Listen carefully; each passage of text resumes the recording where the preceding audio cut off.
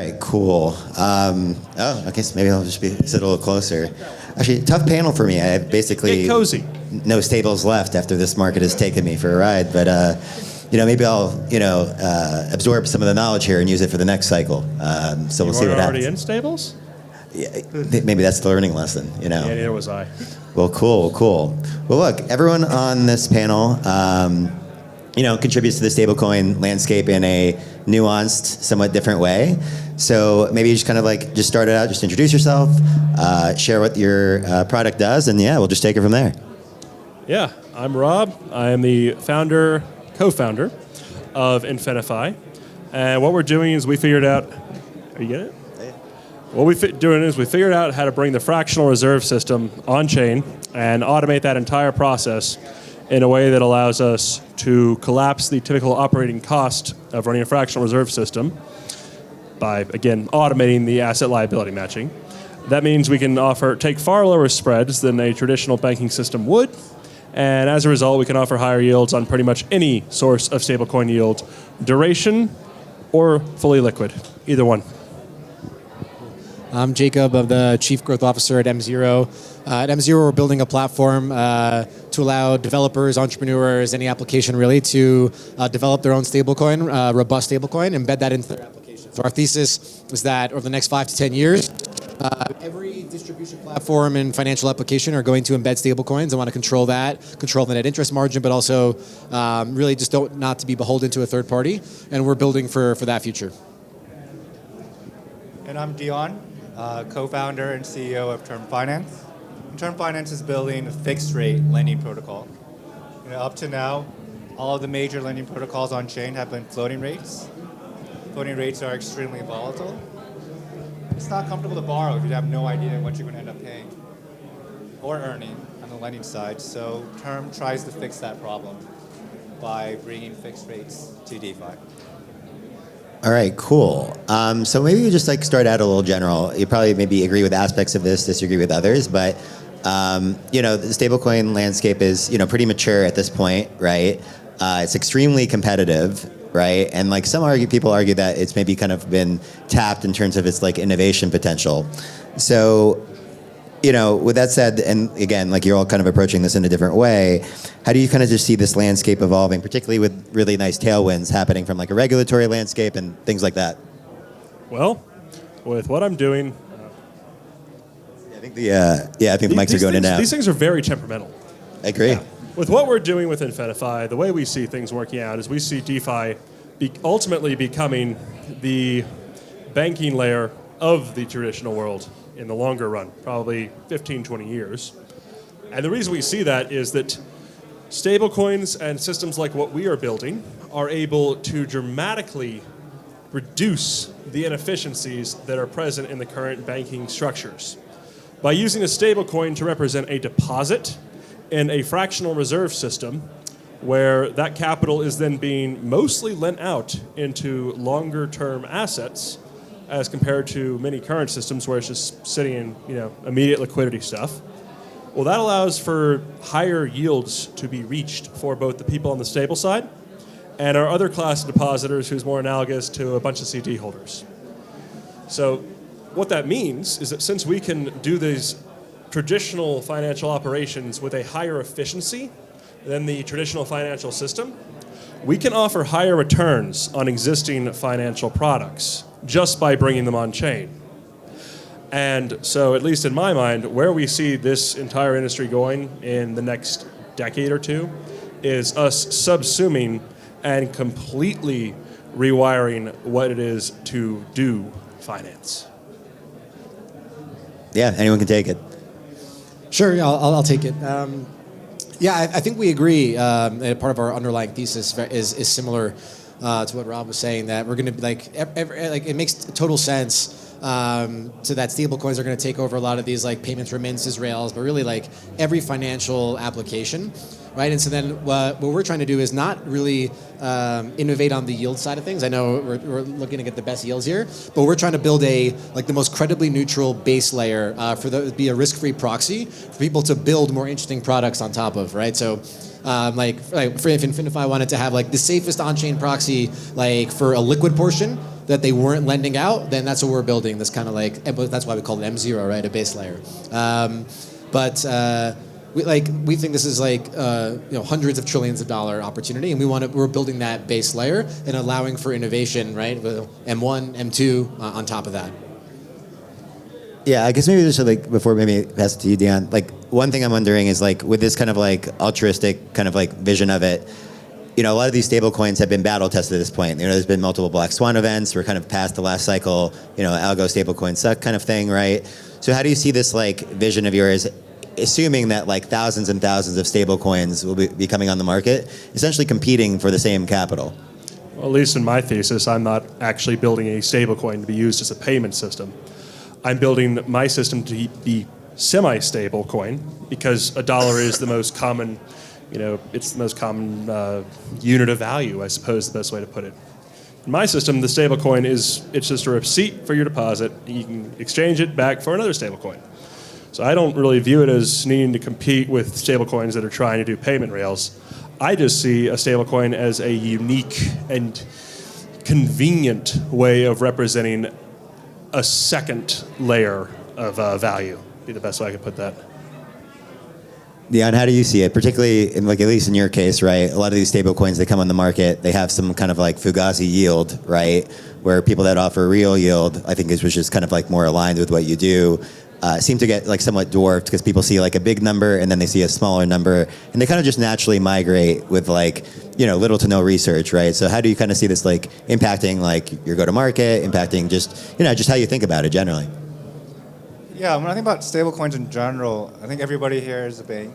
They've done ACH payments. They take 3 to 5 days. Or they've done wires. I don't even know what's happening when you send a wire. Your bank has somebody who literally sends like a fax to FedWire, and the other side has to receive the fax and sign it, and then the funds are transferred. And it's just like a really inefficient and expensive process, both from labor and time. And stablecoins is a way, or the blockchain is another way, alternative to do that. And stablecoins is the first, and right now some people say it's the only good use case of the blockchain. But part of that is because of regulations, right? There's no yield on stablecoins, on cash, so it's not a security. And that's why it's been the most adopted, real financial use case. But as you mentioned, with the new administration, regulation is starting to open up, and now we can use the same efficient, essentially payment system or transfer system or ledger system to start transferring yield-bearing assets. And these could be stocks, they could be bonds, they could be mortgages, and and all of these should be represented on chain. And a lot of the legal logic behind all the contracts that support these bonds, these stocks, can also be encoded on chain. And I think that's sort of what InfiniFi is doing, what Term is doing, what all lending protocols do, is you're codifying legal agreements or legal structures around secured loans, on the blockchain and EVM.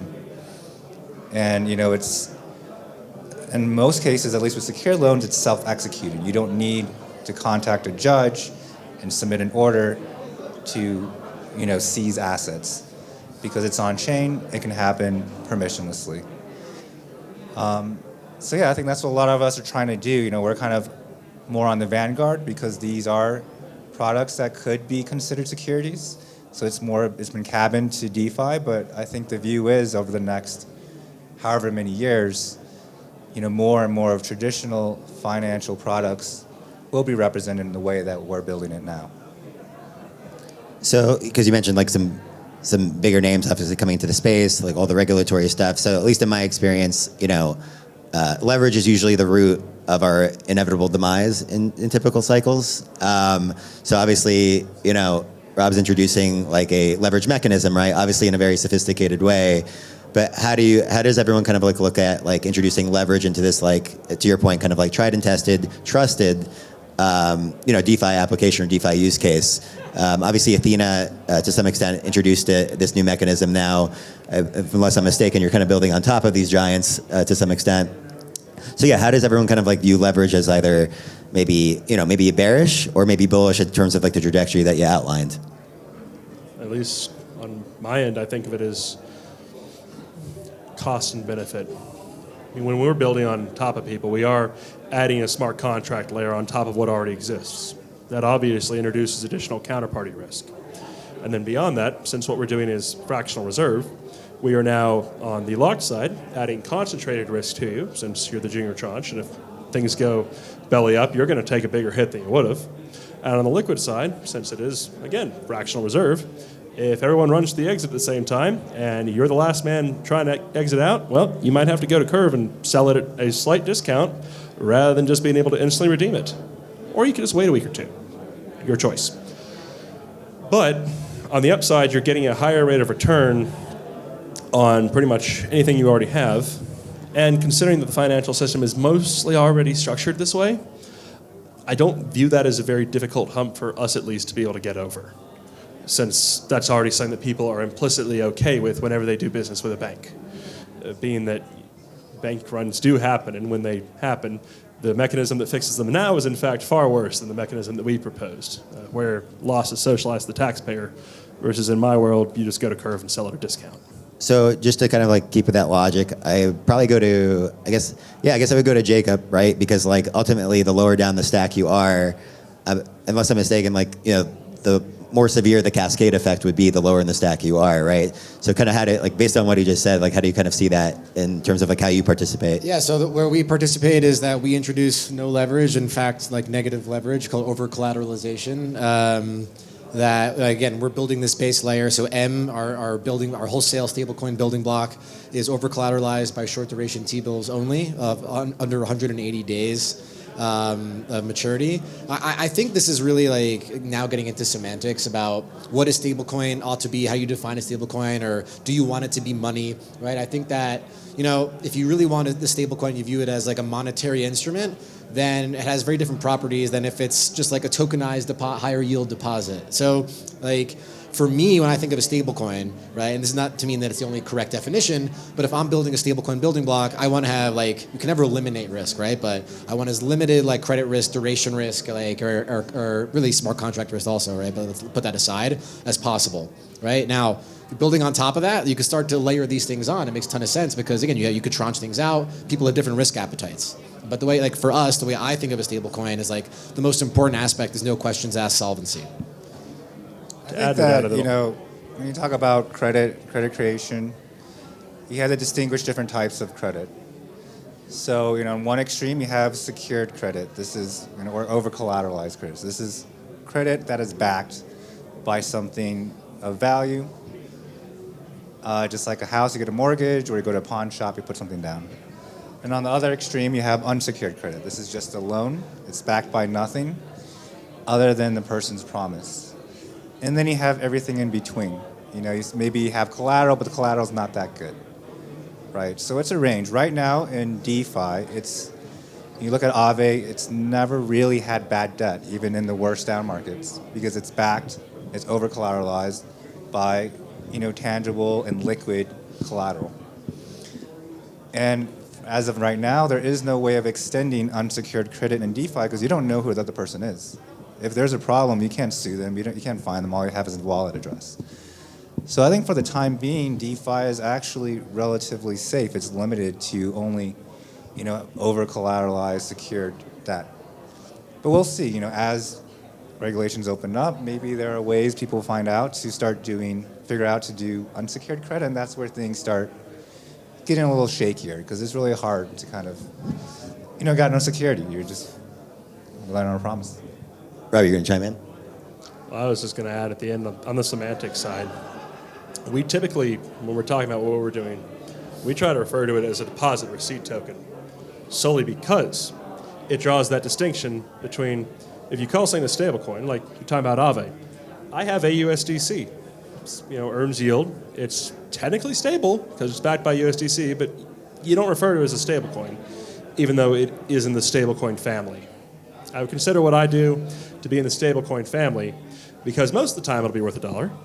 But just like Lido, ST-ETH, isn't a stablecoin to ETH, it's a liquid staking token, what we're doing is a deposit receipt token. Okay, interesting. So I think this was actually brought up on the, okay. I think this is brought up on the last panel in the context of BTC, where the notion was that composability and distribution are more important than yield, basically, right? And obviously this panel is on like stablecoin yield. So, and I'm also kind of curious around this, right? Because like even me personally, right? Like I farm a lot on Barachain, right? I do like different things, but there's like high yields on things like Blast and Stellar and things like this. It's the same clicking, right? I'm going to the same bridge. I'm just going to a different destination, which has lower yield to some degree. So how do you kind of like balance this out? Because I'm assuming that everyone is kind of like also under the impression that like if my stablecoin has lesser yield, it's inevitably maybe a little less attractive in the market. So how do you think it from like a composability and distribution standpoint, particularly as you're looking at different chains and things of this nature? When I think about stablecoins, its only utility is liquidity, right? Because it has no yield. So the only use, stablecoins have no yield, typical like USDC or DAI. So its only utility is liquidity. So if you have a stablecoin that has no liquidity and no yield, then you have literally nothing, right? Redemption mechanisms help, but not all stablecoins allow instant redemptions, or only certain people can redeem. But these market makers might help facilitate that.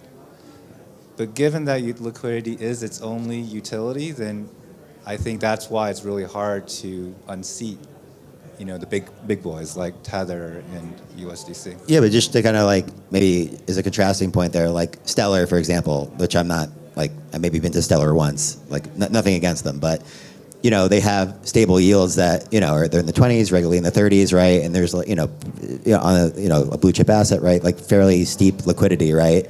But there's people that rather go to Solana, for example, at like maybe 8 to 10% yield and just stay there, knowing that Stellar does exist with liquidity, and utility. So it's like, what do you think that's all about, and how does that kind of impact like how you look at things? Yeah, I would, if I had to hazard a guess. Dion, did you have something? I don't know about it. I'll take a look now because you told me. Yeah, I'm in all these like groups, right, where they try to like get you to go on these chains. I think I have an understanding of why that is. Just a guess, though. But my guess would be that it has to do with counterparty risk. When you're talking about a lot of these larger groups who are spreading money around, they're pretty selective about what they're willing to put it into. And if you've got I don't know, Joe's shitcoin protocol offering 1,300% a year. But it can only soak up, say, $500,000 before it saturates forever, and then goes down to 2%. Well, that's not even worth the bridging fees, since it's just going to completely collapse under its own weight very fast. And if it doesn't have the proper audits in place, or if it's running on a chain that's potentially it's closed source itself, to the point that some of these guys won't touch code that's closed source because it scares them. They can't estimate the risk.